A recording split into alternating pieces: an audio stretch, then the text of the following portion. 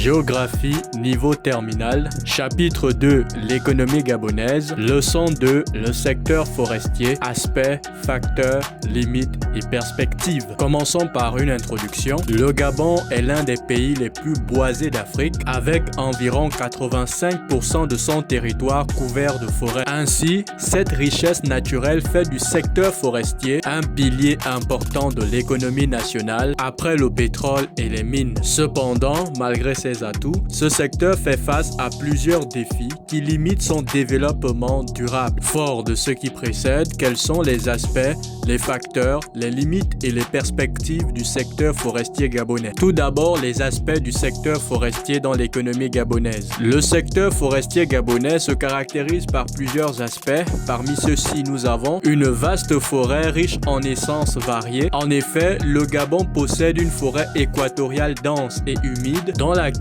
nous avons des essences d'arbres variés comme le koumé, le kevazingo et bien d'autres. Ensuite, comme deuxième aspect, il faut noter que le secteur forestier gabonais est une activité économique importante pour le pays. Effectivement, dans ce secteur, nous avons l'exploitation du bois, la transformation du bois et l'exportation des produits forestiers à l'étranger. Troisième aspect, notons que le secteur forestier est un secteur créateur d'emplois au Gabon. En effet, il emploie directement et indirectement des milliers de Gabonais, notamment en zone rurale. Au regard de ce qui précède, il ressort clairement que le secteur forestier présente plusieurs aspects. Mais quels sont donc les facteurs qui contribuent à son développement dans l'économie gabonaise? Deuxième partie, les facteurs du développement du secteur forestier. Alors, plusieurs facteurs expliquent l'importance et le développement du secteur forestier au Gabon. Il y a d'abord parmi ces facteurs les conditions naturelles favorables au développement du secteur forestier. En effet, au Gabon, nous avons le climat équatorial chaud et humide, sans oublier le fait que les sols et la pluviométrie sont favorables à la croissance des arbres. Deuxième facteur, le secteur forestier se développe grâce à la forte demande internationale. C'est-à-dire que le bois gabonais, notamment le koumé, est très recherché sur les marchés asiatiques, européens et américains, ce qui lui permet donc de participer considérablement au PIB du pays. Comme dernier facteur, nous pouvons mentionner les investissements nationaux et étrangers. En effet, les entreprises locales et étrangères investissent beaucoup dans l'exploitation et la transformation du bois, ce qui permet non seulement de créer de la richesse mais aussi des emplois. Mais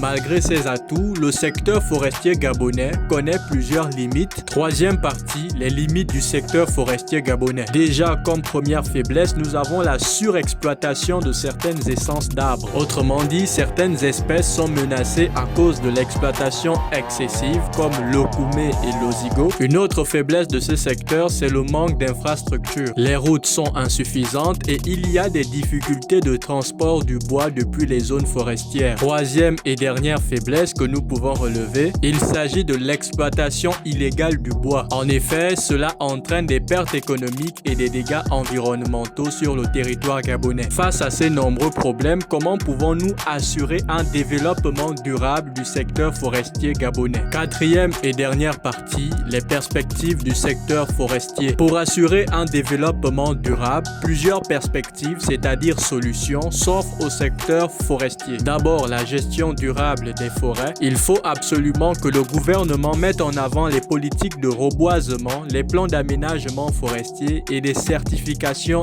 internationales dans le but de gérer convenablement nos forêts. Deuxième perspective, il faut développer la transformation locale du bois de façon avancée, c'est-à-dire la fabrication de meubles, de panneaux, d'objets finis à forte valeur ajoutée. Tout ceci en favorisant bien évidemment d'abord les PME et les PMI gabonaises. Enfin, il faut des infrastructures routières efficaces qui facilitent l'acheminement des produits forestiers. Conclusion. En bref, retiens tout simplement que le secteur forestier constitue une richesse stratégique pour l'économie gabonaise. En effet, il offre d'importantes opportunités économiques au pays et joue un rôle clé dans la protection de l'environnement. Toutefois, pour garantir son avenir, le Gabon doit relever plusieurs défis, notamment la surexploitation forestière.